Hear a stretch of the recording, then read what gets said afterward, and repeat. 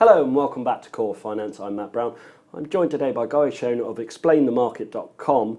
We're going to talk about SMEs, and for a few of our viewers, probably not aware of what an SME is, so if you could just briefly explain what an SME is and a recent article or report that you've written. Well, that's right. Well, I mean, SME stands for small and medium-sized enterprise. But actually, one of the things we found most interesting about this report that we've just produced with FinnCap was that the range of different businesses that term encapsulates. So we spoke to businesses that turn over £1 million a year, right the way up to businesses that are turning over £500 million a year.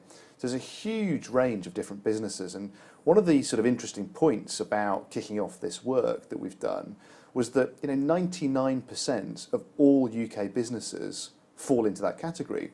So I think at a time when there's lots of economic news going on, lots of people talking in the media about things that are happening, we just felt it was really interesting to try and sort of talk to those businesses that make up the overwhelming majority of UK companies. I mean, I was talking to someone yesterday and sort of saying that, when I drive into London, I drive past so many different business parks and industrial estates, and often I'm guilty myself of not really taking time to think about all that great activity that's going on those business parks. So yeah, we've done this report with FinnCap, trying to understand, well, what are the attitudes and aspirations? How do people who run those medium-sized businesses really feel at the moment, and what are they focused on over the next sort of 3 to 5 years?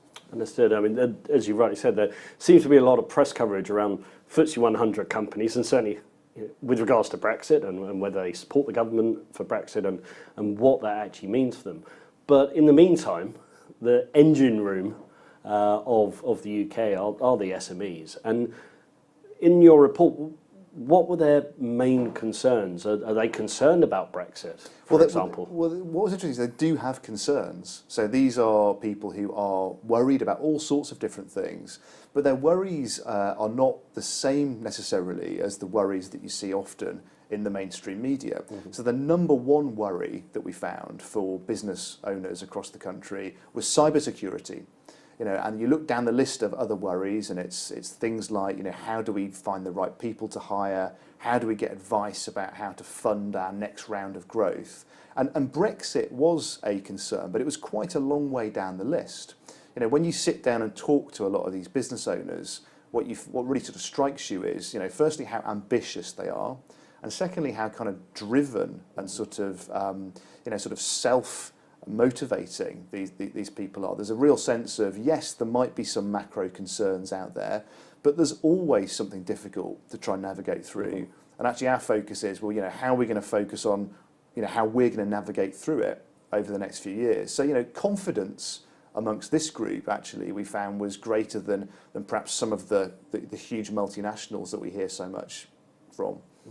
And for the smaller companies, and albeit, as you say, the turnover is quite large at the top end of the scale, one would like to think they're innovative, they're moving forward. So the headwinds of Brexit, I mean, if that makes a company fold, then maybe they haven't got the right model. So therefore, I assume they're just trying to get on business as usual, increase their margins, grow their business. But just to pick up on cybersecurity, and that's interesting for these smaller companies. We've had a lot in the news with the likes of Equifax and various other large UK companies have been impacted over the recent months.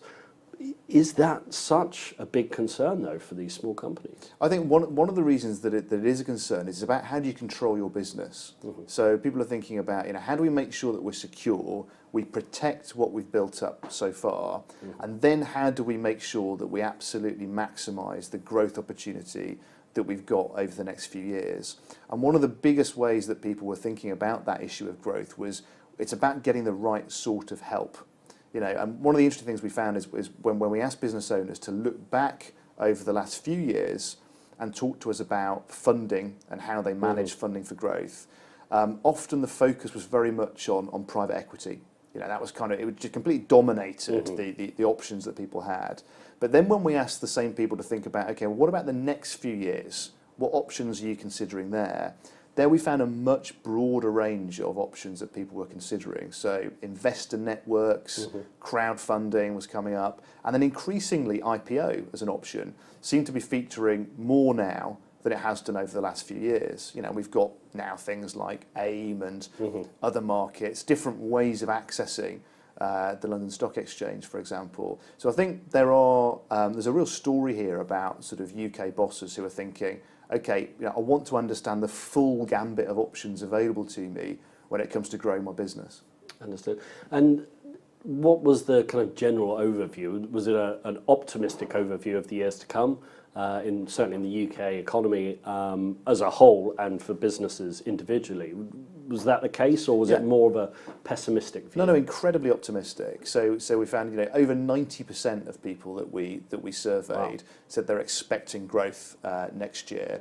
80% of people that we surveyed said that they're in the planning stages for new jobs to be created next year. And then when it came to sort of confidence in the economy, we wanted to try and isolate, well, what is it they're confident in and what are they less confident in? So we found that 70% of people that we spoke to were confident in the UK economy, whereas only 65% were confident in the global economy. So that's a good story overall, but there's a greater degree of confidence in our own national economy here at home. And we found that was, you know, both sort of quite a heartening thing to find, but also something that was interesting because it perhaps differs sometimes from some of the headlines that we can hear so much about. Well, it's great with regards to job creation, and that, in theory, should feed down to the high street consumer or to the average Joe on the street.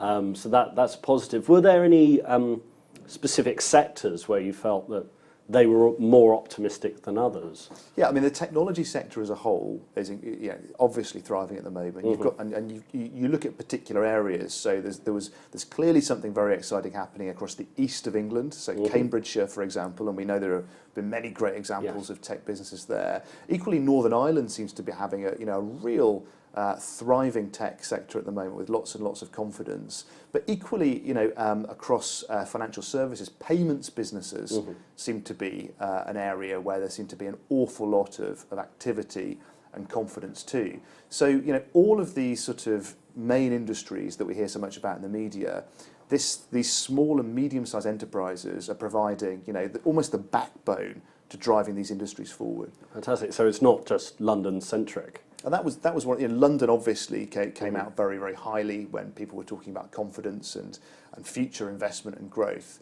We were expecting that, but actually, the east of England, the West Midlands, the northwest of England, Northern Ireland, all of these areas had their own sort of success stories. And across the board, this is a group of people, particularly the medium-sized businesses, who are really confident, and are making a huge contribution to our economy. 60% of all private sector jobs come from that group of businesses. So incredibly important and actually great news that they're feeling so confident.